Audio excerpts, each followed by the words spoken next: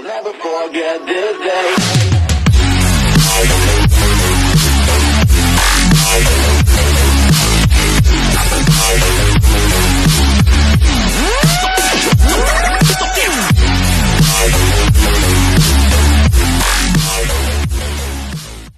नमस्कार दोस्तों, स्वागत है आप सभी का।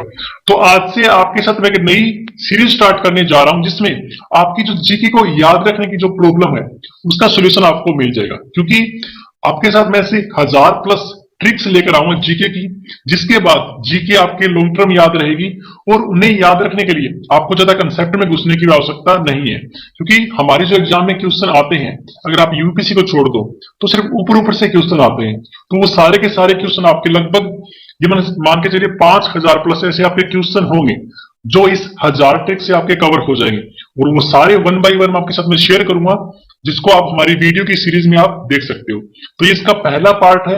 आई होप कि वीडियो आपको काफी पसंद आएगी। अगर हाँ तो प्लीज आप कमेंट बॉक्स में हमें जरूर बताना कि आपको वीडियो कैसी लगी, ताकि आगे वाली जो वीडियो है उसमें हम कुछ इंप्रूवमेंट कर सके। ओके, तो लेट्स स्टार्ट। लेकिन उससे पहले आई रिक्वेस्ट कि अगर आपने अभी तक इस चैनल को सब्सक्राइब नहीं किया तो प्लीज आप इसी चैनल को अभी सब्सक्राइब कर लीजिए, क्योंकि आगे जितने भी मैं इसके पार्ट अपलोड करने वाला हूं उसकी अपडेट आपको मिलती रहेगी।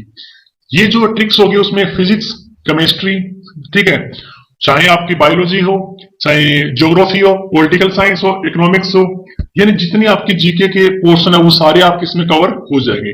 मतलब ऐसी ट्रिक्स है कि आप बोलना ही भूल जाओगे। तो लेट्स स्टार्ट। तो सबसे पहले जो मैं बात करूंगा वो करूंगा मैं नदियों के बारे में। देखिए, आपको मैं ट्रिक्स बताऊंगा, उसके साथ साथ इसके जो कुछ फैक्ट है वो भी आपको साथ में शेयर करूंगा, ताकि आपकी नॉलेज ज्यादा बढ़ सके।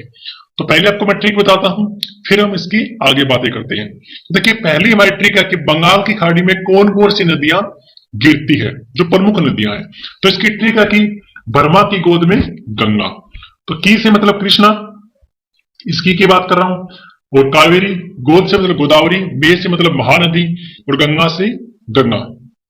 यानी 5 ऐसी इंपोर्टेंट नदियां हैं जो बंगाल की खाड़ी में गिरती है: कृष्णा, कावेरी, गोदावरी, महानदी और गंगा। तो पहले हम बात करते हैं कृष्णा और कावेरी की।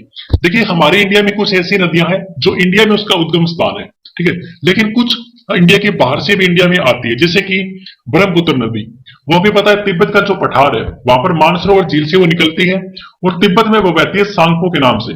लेकिन जैसे ही वो इंडिया में अरुणाचल प्रदेश में एंटर करती है तो उसका नाम दिवांग हो जाता है। बाद में जैसे वो असम में एंटर करती है तो उसका नाम क्या हो जाता है? ब्रह्मपुत्र हो जाता है। और वो आगे जाकर जैसे ही बांग्लादेश में एंटर करती है उसका नाम जमुना हो जाता है, जो कि इस साइड से जो भागीरथी आ रही है उससे वो मिल जाती है, और उसके बाद इसका नाम पद्मा पड़ जाता है। यानी ऐसी नदियां जो बाहर से इंडिया में आती है। लेकिन कृष्णा, कावेरी, गोदावरी, महानदी और गंगा ये ऐसी नदियां हैं जो इंडिया में से निकलती है। तो पहले हम बात करते हैं कृष्णा और कावेरी। देखिए, कृष्णा और गोदावरी ये दोनों के दोनों महाराष्ट्र से निकलती है। ये जो गोदावरी है ये महाराष्ट्र में एक जिला है नासिक, ठीक है, वहां पर एक त्रंबकेश्वर पर्वत है, उससे निकलती है।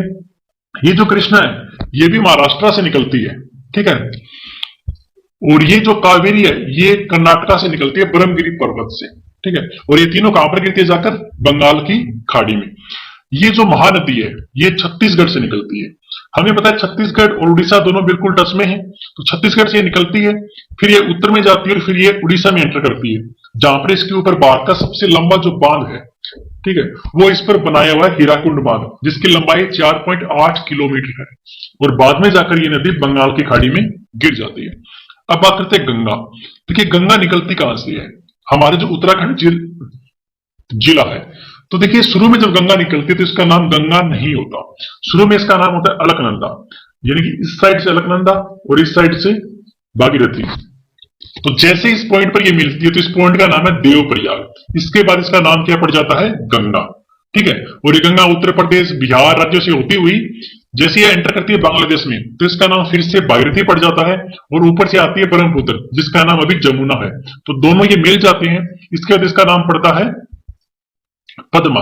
यहां तक पद्मा चलती है तो ऊपर से यहां पर नदी आती है जिसका नाम है मेघना, तो आगे इसका नाम मेघना हो जाएगा, और फिर जाकर ये बंगाल की खाड़ी में गिर जाती है, जहां पर ये डेल्टा बनाती है, ठीक है, और उस डेल्टा को बोलते हैं सुंदरवन का डेल्टा। और वहां पर आपको पता है जो सुंदरवन के नामक वृक्ष पाए जाते हैं, उसी के कारण इसको सुंदरबन डेल्टा कहते हैं। वो वृक्ष कौन कौन से होते हैं? मैंग्रोवन होते हैं, जिनकी जड़ें ऊपर निकली हुई होती है।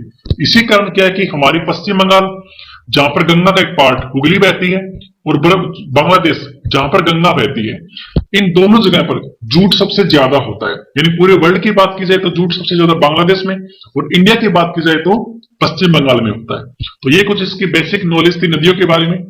देखते हैं अगली ट्रिक्स क्या है हमारी। ये ट्रिक है साइंस को लेकर। एदिश राशियां और सैदिश राशियां कौन सी होती है?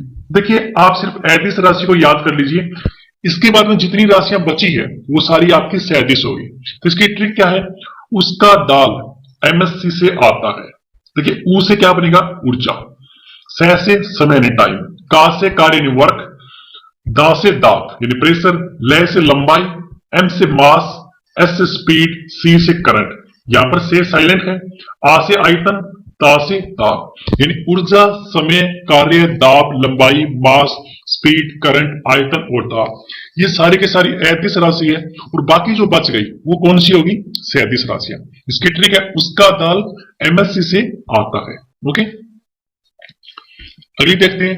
अगली हिस्ट्री से लेकर है शाहजहां, यानी मुगल साम्राज्य की भी यहां पर बात चलने वाली है। देखिए, जो शाहजहां था इसका पहले जो नाम था वो खुर्रम था, ठीक है। तो इसके बाद जो जहांगीर था उसने इसके शाहजहां नाम की से उपाधि दी थी, ठीक है।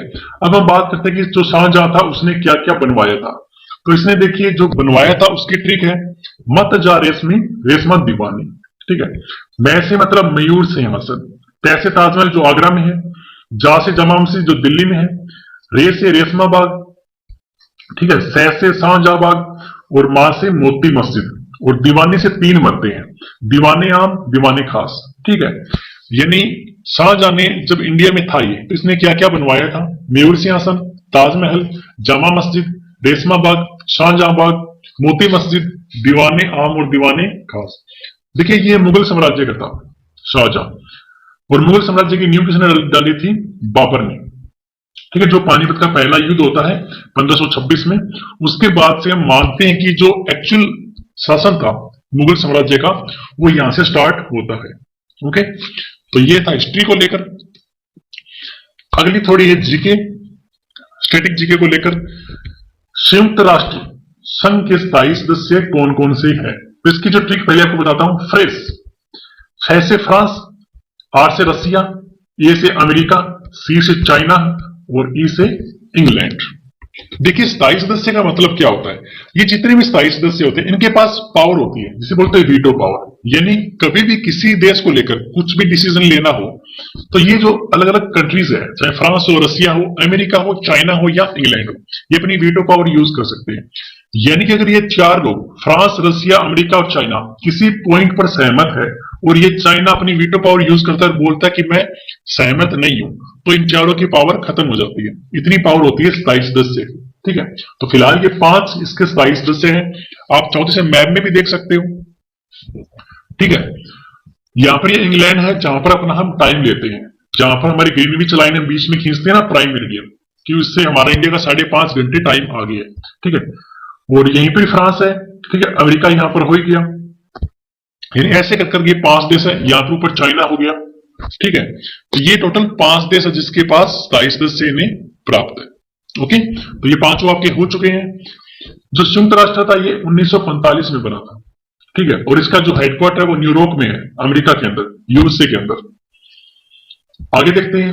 अगला है G8 के सदस्य देश कौन कौन से हैं, ठीक है। तो देखिए, सबसे पहले हम बात करते हैं, ठीक है, जीजा कई बार फ्रांस आई। देखिए, जी से क्या हो गया? जर्मनी, जा से जापान, कै से कनाडा, ई से इटली, बार से ब्रिटेन, ठीक है, रै से रूस, फ्रांस से फ्रांस हो गया, आ से ऑस्ट्रेलिया। अब देखिए, ये ऐसे 8 देश हैं जो G8 के सदस्य हैं। कौन से? Germany, Japan, Canada, Italy, Britain, रूस, फ्रांस और ऑस्ट्रेलिया। अब हमें बताइए, जो रूस है ये वर्ल्ड का सबसे बड़ा देश है क्षेत्रफल के अकॉर्डिंग, और यहाँ पर जो टाइम जोन है वो भी काफी है। यानी एकमात्र देश रूस ऐसा है, मान के चलो ये रूस है, तो इसमें दिन में एक ऐसा टाइम आता है जब इसके एक हिस्से में तो शाम होती है और एक हिस्से में दिन होता है। इतना बड़ा क्षेत्र है इसका। ब्रिटेन। देखिए ब्रिटेन पर हमारी क्या है, 0 डिग्री जो लाइन है ग्रीनविच लंदन से गुजरती है, जहां से हम अपना टाइम डिसाइड करते हैं। ठीक है, एक 0 डिग्री होती है और एक 180 डिग्री होती है। दोनों देशांतर होते हैं, क्योंकि जो ऐसे वर्टिकल होती है वो देशांतर होती है, जो हॉरिजॉन्टल लाइन होती है उसे अक्षांश बोलते हैं। तो ये 0 डिग्री यहां से हम टाइम डिसाइड करते हैं और 180 से हम डेट डिसाइड करते हैं कि इस साइड क्या डेट होगी और इस साइड क्या डेट होगी। बात करते हैं कनाडा। तो कनाडा हमें पता है ऊपर कनाडा है और नीचे यूएसए। अगर आप मैप में देखो तो आपको मिल जाएगा। ठीक है, उत्तरी अमेरिका में आता है। जापान हमें पता है कि जहां पर परमाणु बम गिराए गए थे, नागासाकी और हिरोशिमा पर। फ्रांस की बात करते हैं। फ्रांस में सर फिलहाल किसी कोई इंपोर्टेंट बात नहीं है, आप चाहो तो मैप में से देख सकते हो। और ऑस्ट्रेलिया हमें पता है, ऑस्ट्रेलिया एक महाद्वीप है। ठीक है, और सबसे छोटा महाद्वीप ऑस्ट्रेलिया। ओके।